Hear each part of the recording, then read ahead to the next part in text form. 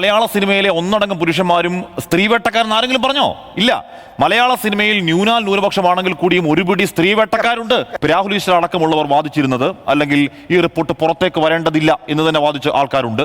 ഇനി പുറത്തേക്ക് വന്നപ്പോഴോ ഇതൊക്കെ ഭൂതകാലമാണ്. ഇപ്പൊ രാഹുൽ ഈശ്വർ പറയുന്ന ഈ ഭാഗം മാത്രമല്ല, അതിനെക്കുറിച്ച് രാത്രി വന്ന് വാതിലിൽ മുട്ടൽ മാത്രമല്ല, അതിഭീകരമായ സെക്ഷൽ അട്രോസിറ്റീസിന്റെ ഒരു നിര ഹേമാതിൽ കണ്ടെത്തി നിർത്തിയിട്ടുണ്ട്. റിപ്പോർട്ട് പുറത്തു വന്നപ്പോഴോ കണ്ടെത്തി നിർത്തിയിട്ടല്ല, കേട്ട് നിർത്തിയിട്ടുണ്ട്. അല്ല, ഫൈൻഡിങ്സ് ആണ്. അതെങ്ങനെ ഫൈൻഡിങ്സ് ആവും? കേട്ടല്ലേ ഉള്ളൂ, മറുഭാഗത്തെ വാദം കേട്ടില്ലല്ലോ. ജസ്റ്റിസ് ഹേമ കൃത്യമായി പറഞ്ഞു, ഞാൻ ഇതിൽ എഴുതി വെച്ചിരിക്കുന്നത് ഹിയർസേ അല്ല, ഇതിന് ആനുപാതികമായ തെളിവുകൾ എന്റെ പക്കലുണ്ട് എന്ന് ഹേമ പറയുകയാണ്. മറുഭാഗത്തെ വാദഗതി എന്താണെന്ന് കേട്ടിട്ടില്ല, അതുകൊണ്ട് നാച്ചുറൽ ജസ്റ്റിസ് ലംഘിക്കപ്പെട്ടിരിക്കുന്നു. അതിക്രൂരതയുടെ ആ റിപ്പോർട്ട് പുറത്തേക്ക് വരുമ്പോഴും രാഹുൽ ഈശ്വരനെ പോലുള്ളവർ വാദിച്ചത് എന്താണ്? രാഹുൽ ഈശ്വരനെ പോലെ പറഞ്ഞത് അതൊരു ഭൂതകാലമാണ്, ഇത് മുന്നോട്ടേക്കുള്ള പോക്കിനുള്ള എന്താണ് ഒരു മാർഗദർശിയാണ്, അതുകൊണ്ട് നമുക്ക് അത് മറക്കാം, ഇനി നല്ല കാലത്തേക്ക് പോകാം. ആ ഭാഗത്തിൽ കോടതി പുല്ല് കൊടുത്തോ രാഹുൽ? ഈ റിപ്പോർട്ട് വെളിയിലേക്ക് വിടണമെന്നല്ല കോടതി പറഞ്ഞത്, രഹസ്യമായ കവറിൽ ഞങ്ങൾക്ക് തരൂ, അത് SITക്ക് ഏൽപ്പിക്കുമെന്നാണ്. അപ്പോൾ ഇനി രണ്ട്, കോടതി ചരിത്രത്തിൽ ആദ്യമായ ഒരു കാര്യം പറഞ്ഞു, ഇരകളുടെ മാത്രമല്ല പ്രതികളുടെയും പേര് പുറത്തുവിടരുത്. അതൊരു പുതിയ ലീഗൽ പ്രീസിഡൻസ് ആണ്.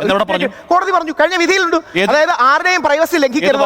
ആ കോടതി വിധിയിൽ കൃത്യമായുണ്ട്. അതായത് കോടതി വിധി മാധ്യമ വിചാരണ പാടില്ല. ഞാൻ കൃത്യമായി പറയാം. കോടതി വിധിയിൽ പ്രതിയുടെ പേര് പറഞ്ഞു, എവിടെ പറയുന്നത്? പ്രതിയുടെ പേരല്ല, കോടതി വിധിയിൽ ഇതിൽ ഇൻവോൾവ് ചെയ്ത ആരുടെയും പേര്, പ്രതികളുടെയും പേര് പുറത്തുവിടരുത്, ആരോപിതരുടെയും പേര്. ഞാൻ കൃത്യമായ വരികൾ പറയാമല്ലോ, കൃത്യമായ വരി. അവസാന പാരഗ്രാഫിലേക്ക് എത്തുമ്പോൾ മാധ്യമ വിചാരണ പാടില്ല, എല്ലാ ദിവസവും മീഡിയ ബ്രീഫിംഗ് പാടില്ല, ഇത് സെൻസിറ്റീവും പ്രൈവസി എൻഷുർ ചെയ്യേണ്ടതാണ്, ഇതിൽ ഉൾപ്പെട്ട ആരോപിതരുടെയും പ്രതികളുടെയും പേര് വിടരുത് കോടതി പറയുന്നുണ്ട്. സാർ ചെക്ക് ചെയ്തോളൂ, എല്ലാ മാധ്യമങ്ങളും റിപ്പോർട്ട് ചെയ്തിട്ടുണ്ട്. സാർ എന്തുകൊണ്ടാണ് വെളിയിൽ വരാത്തത്? കോടതി വായിച്ചോളൂ, താങ്കൾ വായിച്ചോളൂ.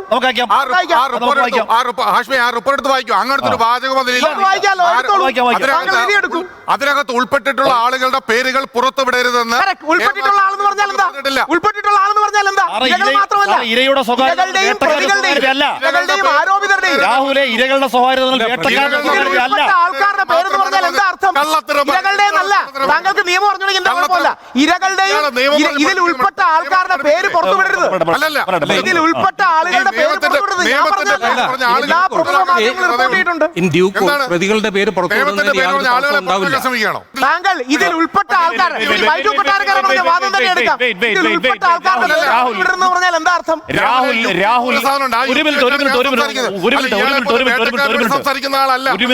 സാറേ, കോടതി പറയുന്ന കോടതി വിധിയുടെ അന്തസത്ത എന്താണ്? ഈ ഹേമ കമ്മിറ്റിക്ക് മുന്നിൽ ഇവരുടെ അന്തസത്തയിലേക്ക് മാറി. ഒന്ന് കേൾക്കൂ. അതായത് ഇരകളുടെ സ്വകാര്യതയെ പറ്റി ഇരകൾക്ക് ആശങ്കയുണ്ട്. ഇരകളെ പറ്റിയാണ് സാർ കോടതി പറയുന്നത്.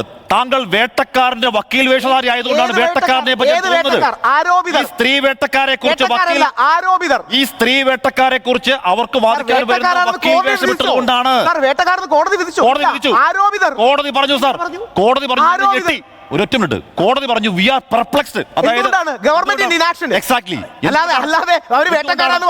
അല്ല, കോടതി വെറുതെ ഞെട്ടുവോ? ഇല്ല, കോടതി വെറുതെ വളരെ ബാലൻസ്ഡ് ആയി. രാഹുൽ, കോടതി വെറുതെ പെർപ്ലക്സ്ഡ് ആവോ?